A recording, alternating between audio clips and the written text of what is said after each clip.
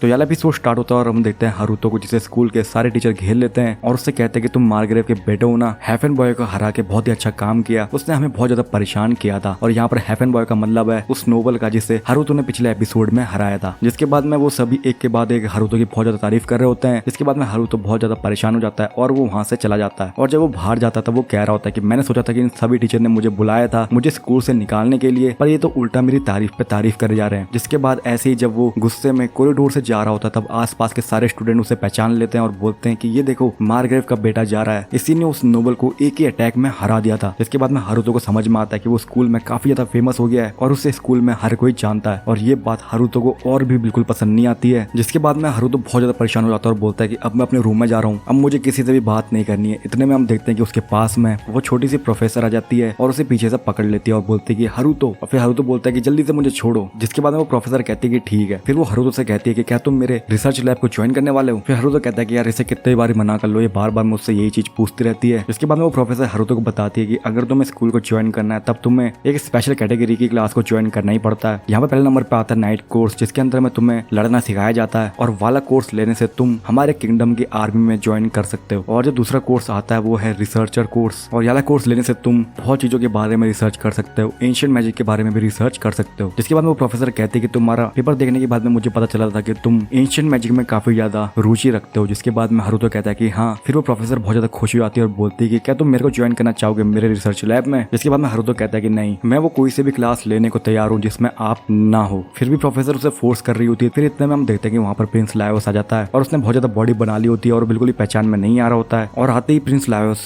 Haruto के ऊपर में हमला करता है अपने मुक्के से, पर उसके बाद में हारुतो से जमीन में पटक देता है और फिर वो उससे बोलता है कि तुम हो कौन। फिर हम देखते हैं कि वहाँ पर प्रिंसेस आती है और वो कहती है लायोस। फिर हारुतो कहता है कि क्या ये लायोस है। जिसके बाद में प्रिंसेस मैरियाना हारुतो से कहती है कि बहुत टाइम बाद मिल रहे हैं, है ना हारुतो। फिर प्रिंस लायोस कहता है कि तुम तो पहले से भी बहुत ज्यादा ताकतवर हो गए हो। जिसके बाद में हारुतो उन दोनों से कहता है कि क्या तुम्हें मुझसे कुछ काम है। जिसके बाद में प्रिंसेस मैरियाना हारुतो से कहती है कि क्या तुमने किसी क्लास को अभी तक ज्वाइन किया है। जिसके बाद में हारुतो कहता है कि नहीं। फिर प्रिंसेस मैरियाना बहुत ज्यादा खुश हो जाती है और बोलती है कि क्यों ना तुम मेरी रिसर्च लैब को ज्वाइन कर लो। जिसके बाद में प्रिंस लायोस कहता है कि नहीं, वो मेरी क्लास को ज्वाइन करने वाला है। वो छोटी वाली प्रोफेसर भी कहती है कि वो मेरी क्लास को ज्वाइन करने वाला है। तो यहाँ पर इन तीनों का बहुत बड़ा झगड़ा हो जाता है और वो तीनों ही बोल रहे होते हैं कि ये मेरी क्लास को ज्वाइन करेगा। फिर प्रिंस लायोस उस प्रोफेसर को पहचान जाता है और बोलता है कि यार ये तो वही प्रोफेसर है ना जो ओल्ड मैजिक के ऊपर में रिसर्च करती है, पर अभी तक कोई भी रिजल्ट सामने लेकर नहीं आई है। और ये सुनने के बाद में प्रोफेसर बहुत ज्यादा गुस्सा जाती है, बोलती है कि मैं रिजल्ट लेके आई हूँ पर तुम्हारा दिमाग उसे समझ नहीं सकता है, इसलिए तुम मुझे दोष बिल्कुल भी मत दो। फिर वापस से वो तीनों लड़ने लग जाते हैं आपस में। इतने में हम देखते हैं कि वहाँ पर व्हाइट बालों वाली लड़की आ जाती है और वो उन सभी से बोलती है कि एक्सक्यूज मी, मुझे हारुतो से कुछ बात करनी है। जिसके बाद में हारुतो को अच्छा मौका मिल जाता है उन तीनों से बचने का, इसीलिए वो उस व्हाइट बालों वाली लड़की के साथ में भाग जाता है। जिसके बाद में प्रिंसेस मैरियाना बहुत ज्यादा गुस्सा हो जाती है और बोलती है कि वो लड़की है कौन। फिर यार सीन चेंज होता है और हम देखते हैं कि हारुतो उस व्हाइट बालों वाली लड़की से बोलता है कि तुम्हें मुझसे क्या काम है। जिसके बाद वो लड़की बोलती है कि क्या तुम वही हो जो मुझे कल मिले थे, क्योंकि तुम पहले से बहुत ही ज्यादा अलग लग रहे हो। फिर हारुतो घबरा जाता है और बोलता है कि क्या इसने मुझे पहचान लिया है। फिर वो हारुतो वहाँ पर बैरियर मैजिक लगा देता है और फिर वो कहने लग जाता है कि यार ये मेरे में और मेरे क्लोन में फर्क बता पा रही है, मुझे तो लगता है कि ये कोई नॉर्मल इंसान बिल्कुल भी नहीं है। फिर वो लड़की बोलती है कि तुमने आसपास में बैरियर मैजिक लगा रखा है ना। जिसके बाद में हारुतो शॉक हो जाता है और बोलता है कि तुमने मेरे बैरियर मैजिक को कैसे देखा। जिसके बाद वो लड़की कहती है कि मैं उसे देख तो नहीं पा रही पर मैं उसे महसूस कर सकती हूँ। फिर हारुतो कहता है कि चलो छोड़ो, ये बताओ कि तुम्हें मैं कल से अलग कैसे लग रहा हूँ। जिसके बाद वो लड़की बताती है कि कल तुम्हारे अंदर में बिल्कुल भी मैजिकल पावर नहीं थी, पर आज जब मैं तुम्हें देख रही हूँ तो तुम्हारे अंदर में से बहुत ज्यादा मैजिकल पावर मुझे सेंस हो रही है। फिर हारुतो सोचने लग जाता है कि मुझे तो लगता है कि ये जो लड़की है ये माना को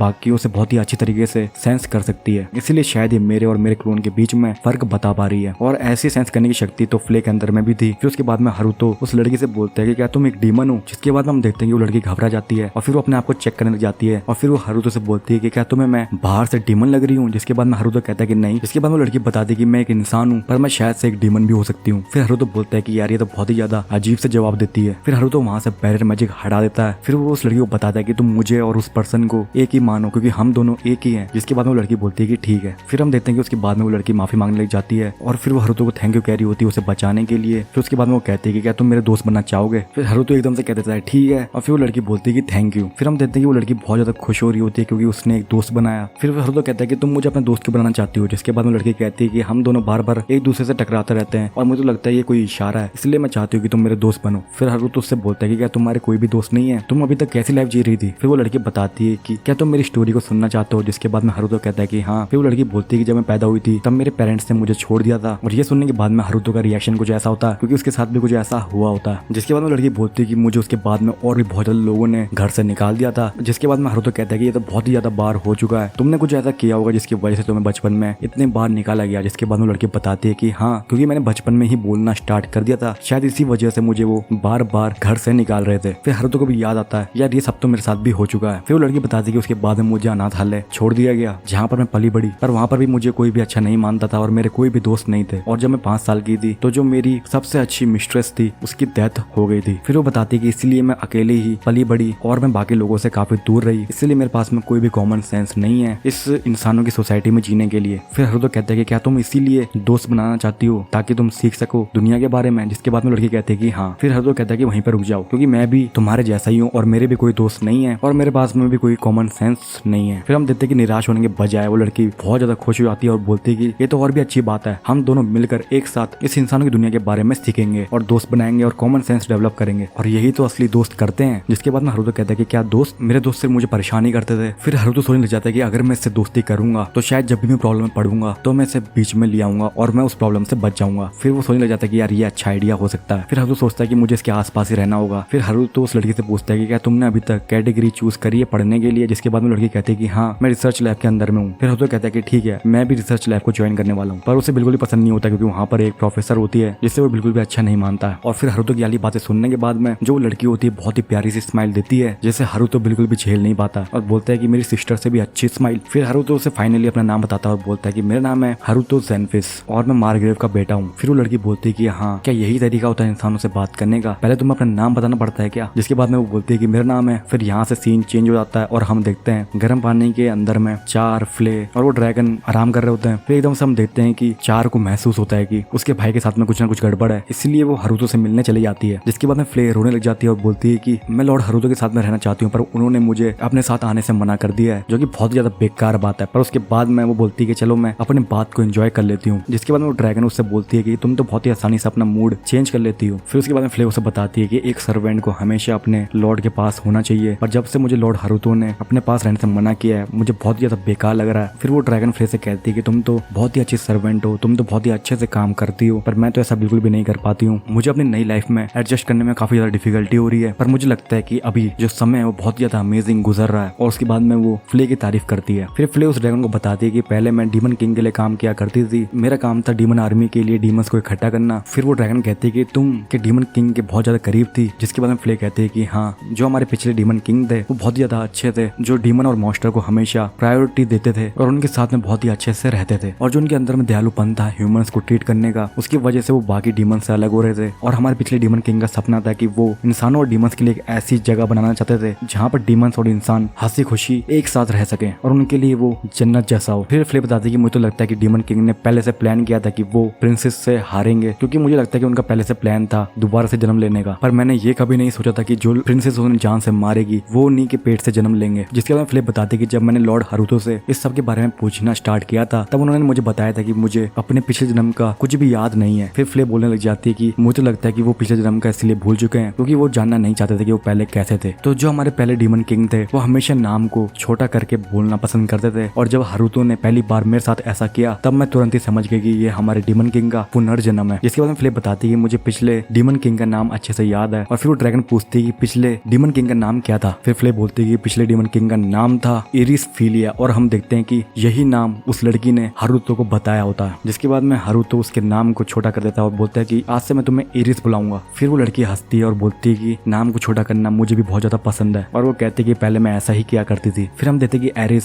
हारुतो से बोलती है कि क्या तुमने अपर क्लास के लिए सारे फॉर्म फिलअप कर लिए हैं। जिसके बाद में हारुतो कहता है कि नहीं। फिर हम देखते हैं कि एरिस कहती है कि क्यों ना हम एक साथ मिलकर उस फॉर्म को फिलअप करें। जिसके बाद में हारुतो कहता है कि ठीक है, ये सब मैं अपने रूम में करूंगा। जिसके बाद में एरिस कहती है कि ठीक है। फिर जैसे ही हारुतो अपने रूम के अंदर में एंटर करता है तो हम देखते हैं कि वहाँ पर 4 पहले से मौजूद होती है, और वो हारुतो के साथ में उस लड़की को देखकर बहुत ज्यादा शॉक हो जाती है। जिसके बाद में हारुतो बताता है कि ये मेरी क्लासमेट है और ये मेरी एक दोस्त है। फिर हम देखते हैं कि 4 चैन की सांस लेती है, और फिर वो अपने भाई से कहती है कि मुझे पहले से पता था कि तुम बहुत ही अच्छा करने वाले हो अपने हाई स्कूल में, और तुमने इतनी जल्दी अच्छी दोस्त बनाकर ये साबित भी कर दिया। फिर हम देखते हैं कि 4 हारुतो से बोल रही होती है कि मैं फ्यूचर में तुम्हारी वाइफ बनूंगी। इसके बाद में हारुतो कहता है कि क्या, मुझे लगता है कि छोटे बच्चे बचपन में ऐसा ही कुछ सोचते होंगे। फिर हम देखते हैं कि हारुतो सोचने लग जाता है कि बचपन में तो ये ऐसा ही बोलती हैं, पर बाद में जैसे ये बड़े होते हैं तब बोलते हैं कि भाई तुम तो बहुत ज्यादा बेकार हो। तो हारुतो इस चीज को सीरियसली बिल्कुल भी नहीं ले रहा होता है। फिर हम देखते हैं कि वहाँ पे एरिस ये सब देखकर बोल रही होती है कि क्या यही कन्वर्सेशन होती है एक सिबलिंग के बीच में। फिर फिर हारुतो बोलता है कि ये मेरी सिस्टर है, इसका नाम है चार। इसके बाद में चार अपने आप को इंट्रोड्यूस करती है और फिर हम देखते हैं कि वो दोनों बैठकर अपना फॉर्म फिलअप कर रहे होते हैं। फिर हम देखते हैं कि हारुतो जो है अपने फॉर्म को एक अजीब से तरीके से फिलअप कर रहा होता है। इसके बाद में एरिस कहती है कि तुम ये क्या कर रहे हो, जिसके बाद में चार कहती है कि मेरे भाई इसलिए ऐसा कर रहा है क्योंकि वो ह्यूमन से बहुत ही ज्यादा ऊपर है और वो एक भगवान का भेजा हुआ इंसान है और वो हम सबसे ऊपर है। और ये सब सुनने के बाद में एरिस जो है वो काफी ज्यादा एक्साइटेड हो जाती है और बोलती है कि क्या ये सब सच है। फिर हारुतो बोलता है कि यार इसने तो चार की बातों को सीरियसली ले लिया। जिसके बाद में हारुतो चार से कहता है कि क्या तुम मेरे फॉर्म को फिलअप कर दोगे, जिसके बाद में चार कहती है कि ठीक है। और जैसे चार उसके फॉर्म को भर देती है तो उसके बाद में हारुतो बिना देखे बोलता है कि वाह तुमने तो बहुत अच्छा काम किया। जिसके बाद में एरिस कहती है कि क्या तुम इसे पढ़ोगे नहीं, इसमें क्या क्या लिखा है। जिसके बाद में हारुतो कहता है कि नहीं मेरी बहन ने लिख दिया तो इसका मतलब ये बहुत ही ज्यादा अच्छा है। और ये सब सुनने के बाद में चार जो है बहुत ज्यादा खुशी आती है और बोलती है कि ठीक है अब मैं चलती हूँ। और जैसे चार जाने वाली होती है उसी वक्त हारुतो जो है वो एरिस की आंखों को बंद कर देता है और फिर हम देखते हैं कि उस रूम से चार गायब हो चुकी है। फिर एरिस कहती है कि मुझे लगता है कि जो चार है वो किसी और दरवाजे से गई है। फिर हारुतो बोलता है कि ऐसी कोई बात नहीं है और उसके बाद में वो एरिस से कहता है कि आज से हम बहुत ज्यादा हार्ड वर्क करेंगे और अपनी क्लास में बहुत अच्छा करेंगे। इतने में वाला एपिसोड खत्म हो जाता है। अगले एपिसोड में हम देखने वाले हैं हारुतो अपनी क्लास के टीचर से टकराने वाला है और वहाँ पर और भी बहुत ज्यादा मस्ती होने वाली है और उसकी टीचर उससे पंगा भी लेने वाली है। और अगले एपिसोड में वो अपने हीरो ऑफ जस्टिस वाले रूप में आने वाला है। तो अगला एपिसोड सच में बहुत ज्यादा अमेजिंग होने वाला है। तब तक के लिए अगर आपको ये वीडियो पसंद आई है तो नीचे दिए गए लाइक बटन, सब्सक्राइब बटन के साथ में बेल नोटिफिकेशन बटन को दबाना ना भूलें ताकि हमारी अगली वीडियो जब भी आए तो आपको सबसे पहले पता चल जाए।